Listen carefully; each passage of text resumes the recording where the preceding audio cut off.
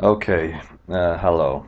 Here's a video on uh, corporate models. And what I'm going to do, I'm trying to be a little more organized and a little more structured. I'm going to show you how to copy and paste special with multiplication or division operations. I'm going to show you how to develop different forecasting methods from the history.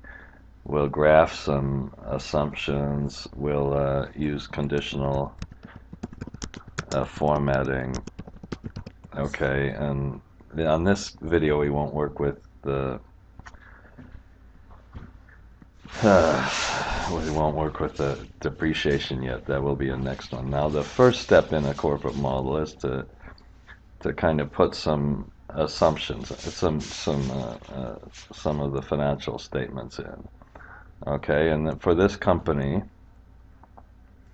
if you look, I think the reason I'm using this company, it's an ancient history. Company merged and then went bankrupt, but the assets grew by a lot. The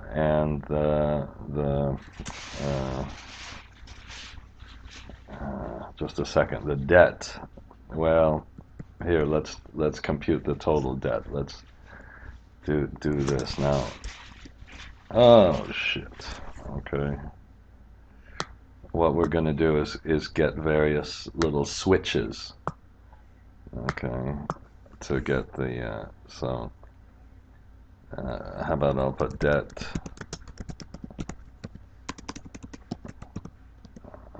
Debt.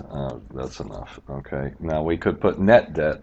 We'd put a -1 on the cash if we put net debt. But for now, let's just see what happened to the total debt. So these are not debt. Debt. No, no, no, no.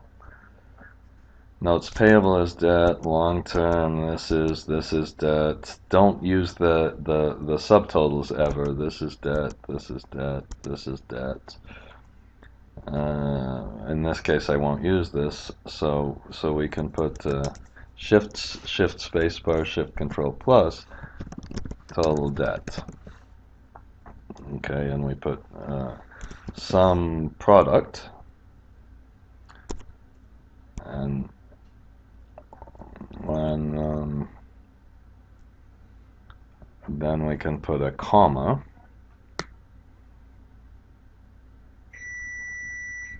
And then F4, okay, and Control R. Whoops,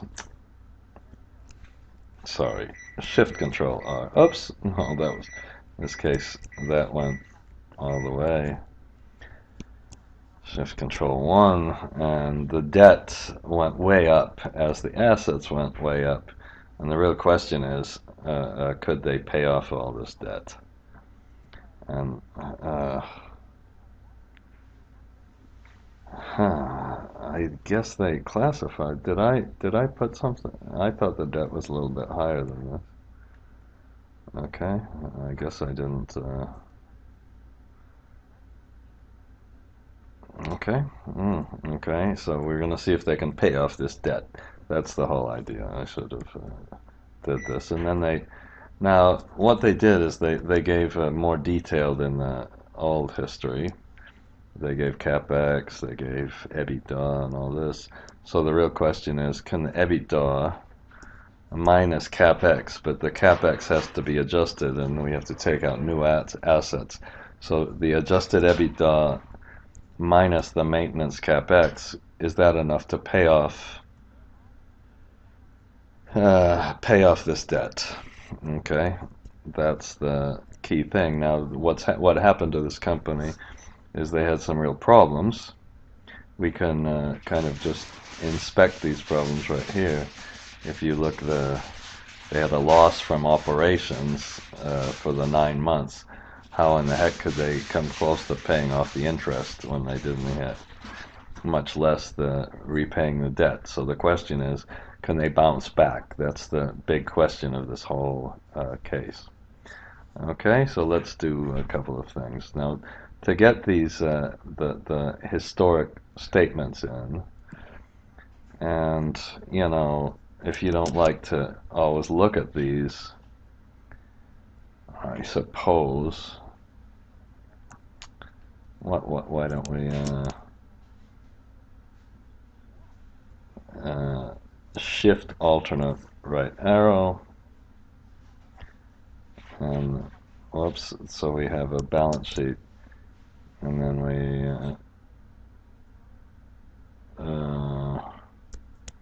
shit.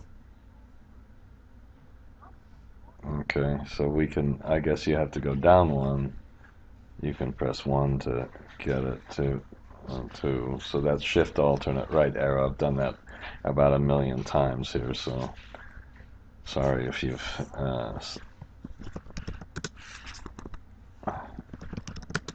other data. Okay, I'm kind of wasting a little of your time here, but they have some flight hours and a little bit of operating data. Okay, so that's the first thing. Now, when we, oh shoot. Okay. No, that doesn't work. Okay. Now, when I copied this in, we had this data, and it was wasn't in thousands. So if I want to divide all of this by 1,000, all you do is put 1,000 somewhere, Control C to copy, and then select the whole area, and then if you want to paste special, Alt ES, and then you type M for multiply. No, shit, D, divide. And let's try it. And then it just divides it for you. That's pretty cool. I can never remember this. I did this about 15 years ago. Somebody from Singapore showed me how to do it, and then I forgot to do it. So I don't know where I should have put it, in this video or somewhere else, but that's the... Let me do it one more time. I know you... Control C. So if we want to multiply it back and put it back to where it was, Alt ES, and we just have to press this time, instead of divide, multiply, and then we get our numbers back. Okay. Now, what I did after this, I started to put some assumptions. One of the big, really, assumptions here is that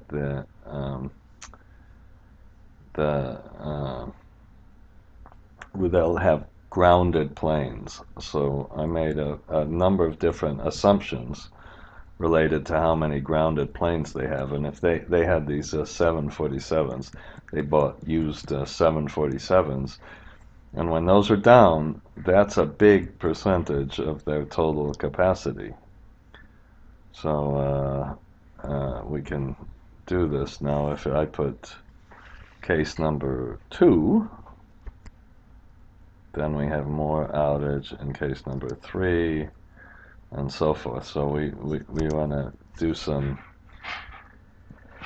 analysis of this now. I think that's enough of that one. Well, that's just, of course, using the index function and a code number. Now, it's here. Let's go down to another assumption just for a minute. This was the maintenance revenues. Now, you know, I'm just making this red. Now, if you have the generic macros opens, you can just see where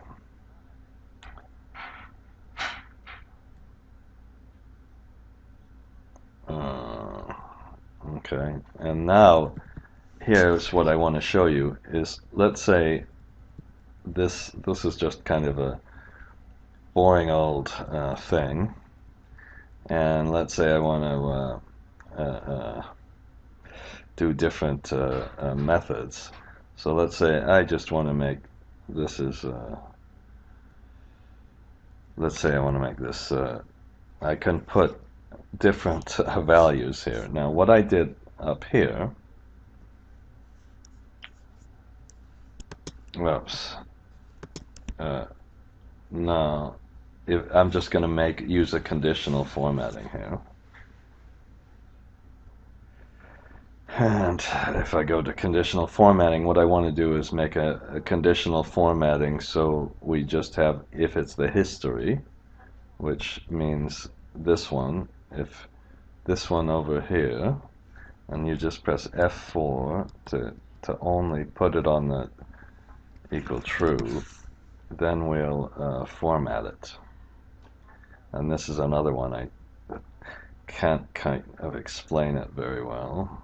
Let's do this one, light, and then press OK. So in this case, another interesting thing, not that interesting, is that we only had 9 months, and the Q4 was a much bigger quarter. So I'm not gonna use 0.75. We use some other ratios that are a little weight the last quarter a little more. Okay, and then let me see. So this is all our assumptions. I really didn't tell you. I put all the assumptions in a different sheet. Okay, and whoops, Control space bar, and should I leave this? Oh, we'll take it out so we can hide this temporarily and just so what we need to do is I'm sorry, let me go through. So I said that here's the quantity, and then the flight hours I just had go up in the same percentage as the other ones. And unfortunately I have a phone call. Just a minute.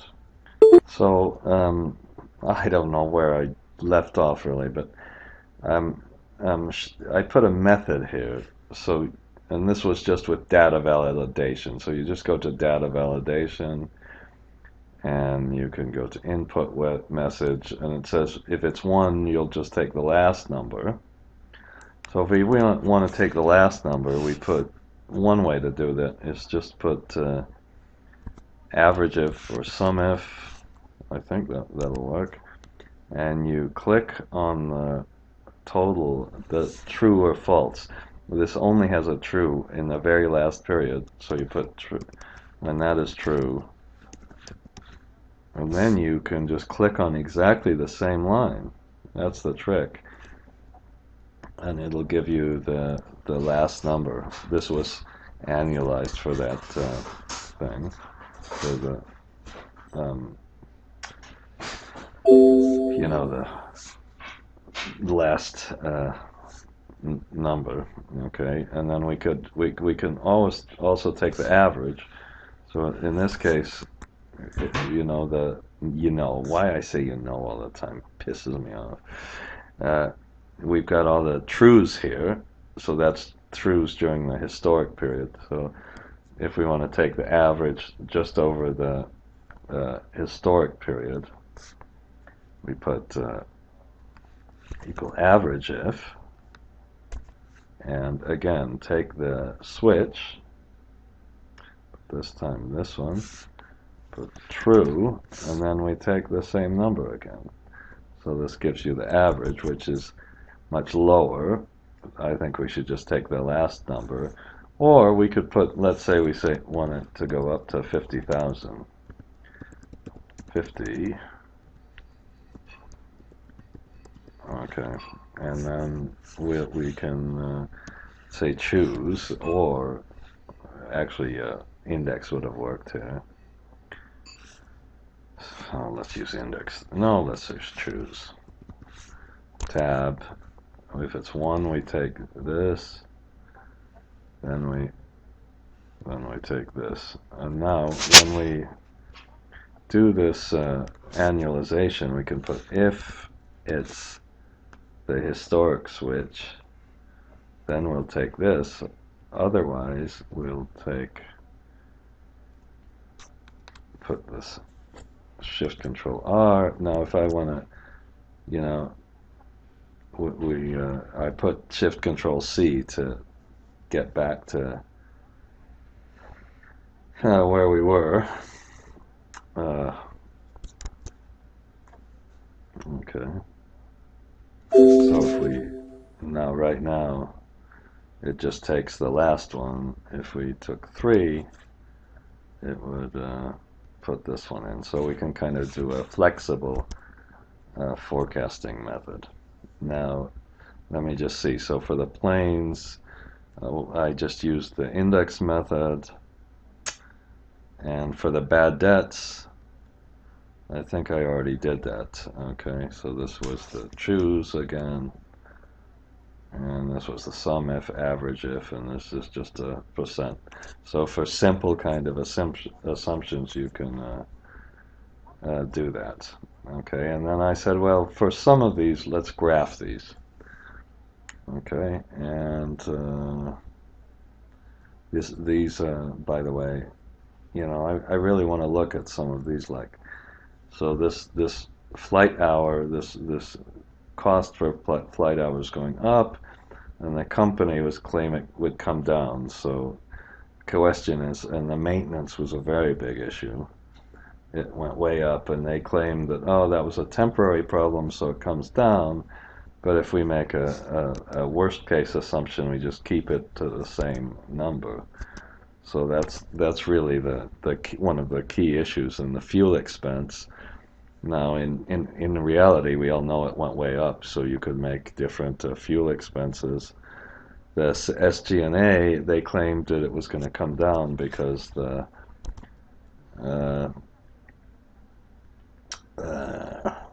it was going to come down because of synergies with the merger. Okay, whatever.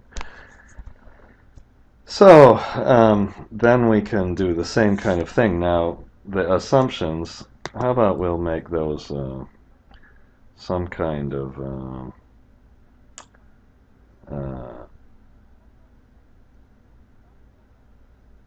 that is that too dark? Maybe this one. Okay. So now, you know, we can, I keep saying, you know, you can go to the color tab sheet from tabs color, so you can see where. I don't really like that because, you know, that this is too similar, so maybe we, how about, well, how about let's find another really dark color. How about this one?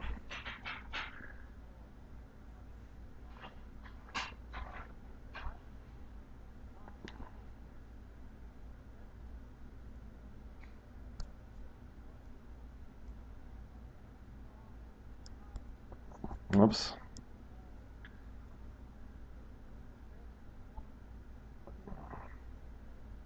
So now we take this now. Okay, this just comes from the assumption sheet. All these Shift Control R. Okay, this is just, and then we can put the flight expense as a flight expense per hour. Oops. Okay.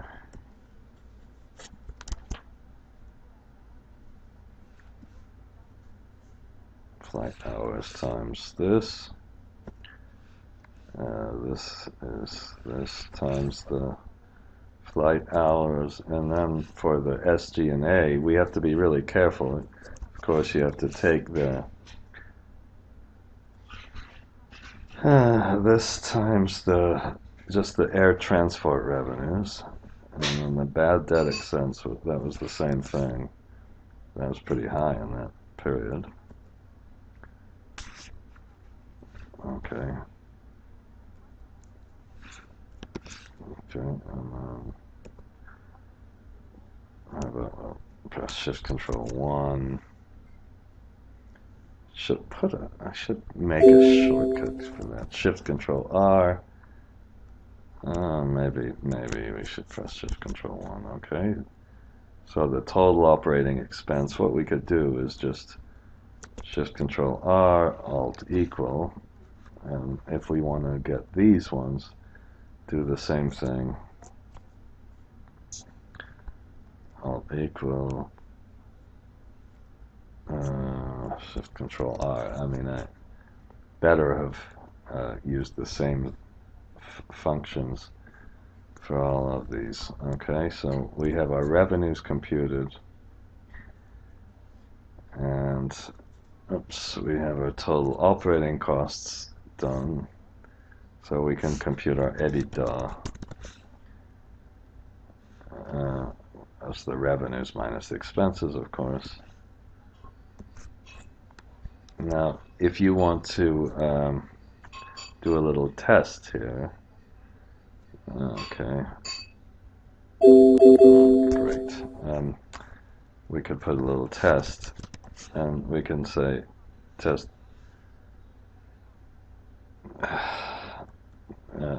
I'm going to put computed EBITDA, which is just simply then revenues minus the expenses. So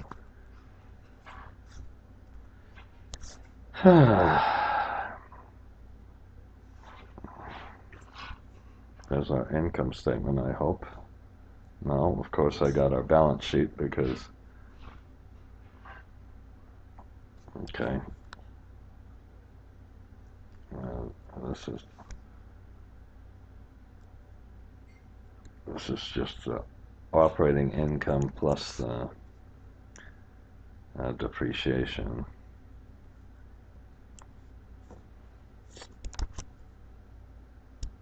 Okay.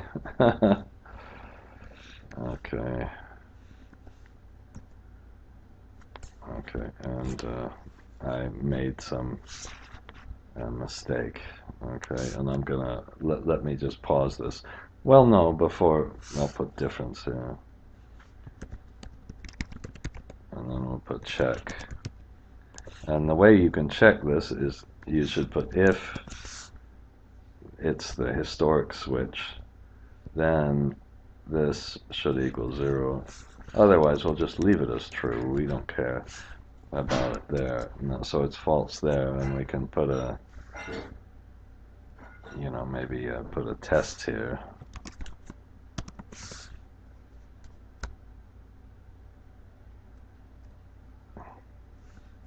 And put the and as usual. Okay, so that's our check. Okay, and let me give me 5 minutes. You don't care how much. Okay, so I'm back. That was a very long break in this video, but I just want to do one more thing. I shouldn't sigh like that. You know what I want to do is so why don't we review just a minute. So if you're making a corporate model, I really think you need to start with some kind of operational data, if at all possible. So we started with some sort of freight capacity, then we put other revenues in, and we started to do this kind of thing where we could change the forecast method. And this was with a data validation, so I'm reviewing a little bit. And then we put some of these scenarios in where I changed the percentages depending on the code number, okay? And then what I did when you weren't with me is I did the same sort of thing with all the accounts receivable and accounts payable and inventories and all the rest of it. And now just to kind of see where we are, let's make a graph, but I don't want to make a graph of everything. Now you might have watched another video where I use the index function and just kind of graph everything on a page. This time, here's what I'm going to do. I'm going to make a little 0. Start with this as 0. And then we'll say, okay, well, let's go to this last 0 and put plus, and this plus is just on the true or false. So all that will do is it will make a little column, and the only time this will change is when we had a true. So here's number 1. Now the reason that works is we can use the match command and find out what the title of this graph will be. And this is not kind of one of the bad things about this is, well, we'll need 20 different line items. You know, it's not one of these things. In the other graphs, it's kind of nice if you just use the index. You can just take anything from a page. The other problem is we might have a, you know, we don't know if it's in this column or this column or this column. So once you've defined the numbers, then what the kind of my trick is just to, let's put some graph data, and then let's just start counting again. Whoops. Should I put this? I think I really do want it here.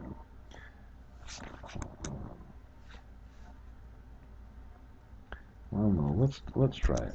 Maybe it'll work. And then let's just, well, why don't we put Alt-EIS, and then we go to, whoops, come on. Columns, and let's go to 30 just in case we add some other things, okay? This is, and maybe, so this is our number, and then we can put the row. And the row is simply a match of this number against this entire column, and now it's important to put a 0 because that will find the first column for the match. So this was column number. This was column number row number 18. This was row number 20, so on and so forth. So you can see where it's fitting, and then if we want to put our thing here, we put index. How about this? We'll put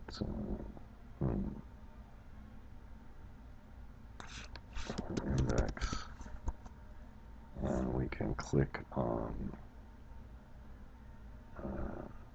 index. How about we'll start with this one.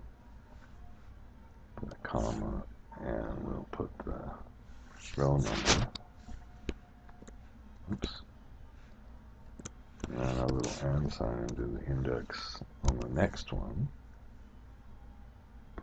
Okay, that's no big problem. And then this might be a problem. I'm going to do an index on the same column itself. That might give us a circular reference. I never quite know when it really will give a circular reference or not. And I think it seemed to have worked. So we have our titles graph, and I meant to, sorry about this is idiotic. I meant to just put, don't need any kind of F4 at all here. Why did I do an make an F4? Okay. Okay, and then we have our titles. Now what we want to do is make sure that okay, well that won't be so bad. So then we can use this, and well, we'll put a drop-down box here eventually, but let's just put a code number. Okay, it doesn't really matter where that is. And then we'll put our graph title. So we'll use an index again. It's like a double index. Okay, and we go up to the code number. This time you do need the F4. And eventually we'll copy this across, but not right now. And actually we won't. We'll just put the history here. Okay, and go across to the forecast. Okay, and let's now just do the same thing over here. Let's put equal index, and we click on the same row as we're on. And this time we better press the F4 key and just keep it on this one. Shift Control R. Shift Control, Shift, how about Shift down, Control D, Shift Control R should work. Okay, oops, taking a minute, I don't know why. Okay, so we have all of our data.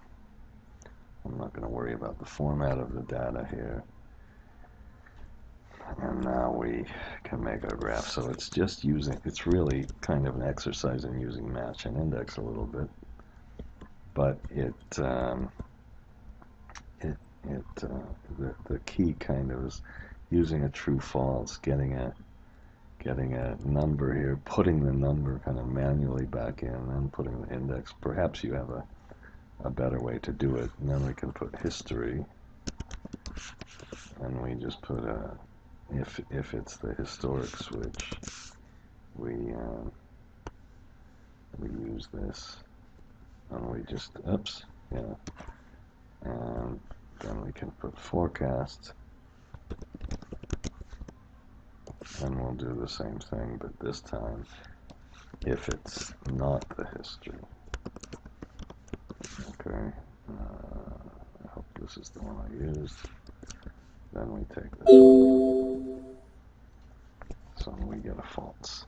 Okay, and the nice thing about that is the trues and the false don't graph.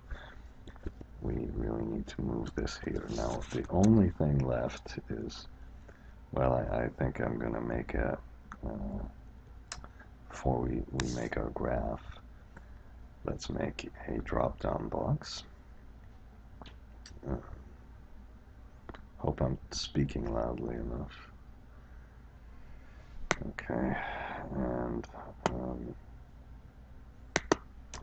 we go to Format Control, and then we go to the input range, which is, go to a different sheet first, back to this sheet, and we switch on all of the, oops, get all of the things we might want to graph, and then we go to a, again, go to a different sheet, back to this sheet, and go down and click on the code number, and we have the drop-down box. Okay, and now the only thing left is to make the graph. Well, it might not be the only thing left, because we may oh no, okay, hope, oh no, some people are interrupting me. Please don't interrupt.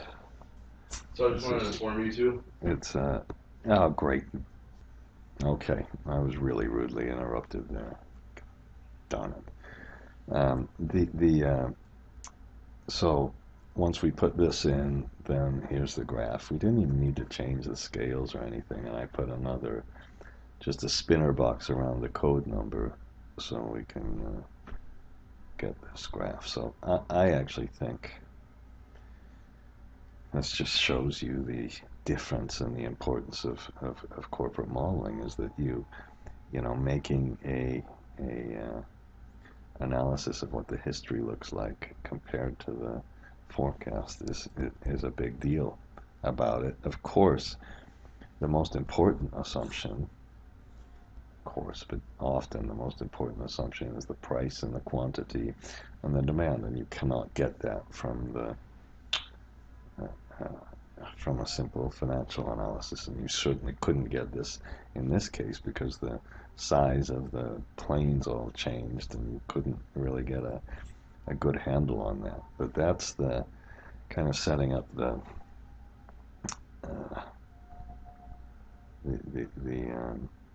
operating part of the corporate model. And now what I'm going to do now is stop the video, and in the next video, let's call this the assumption sheet. Whoops, let's call this Alt-HOR.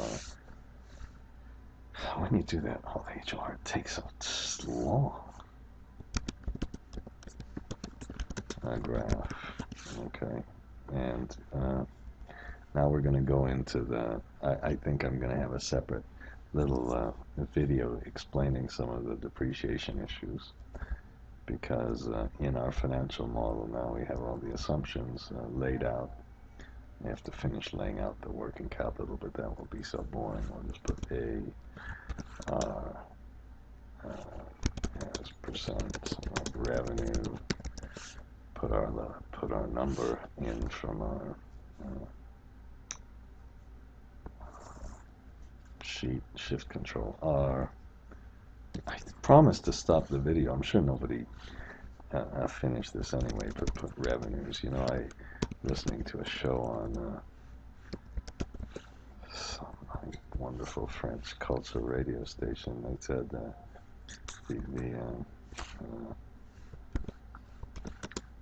when you take these online courses, 85% of people never finish the video and never get past some beginning part. And I'm sure you don't do this, and you can't put up with listening to me for the whole thing.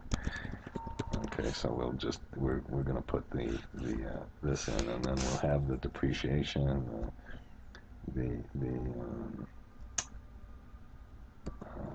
depreciation revenues.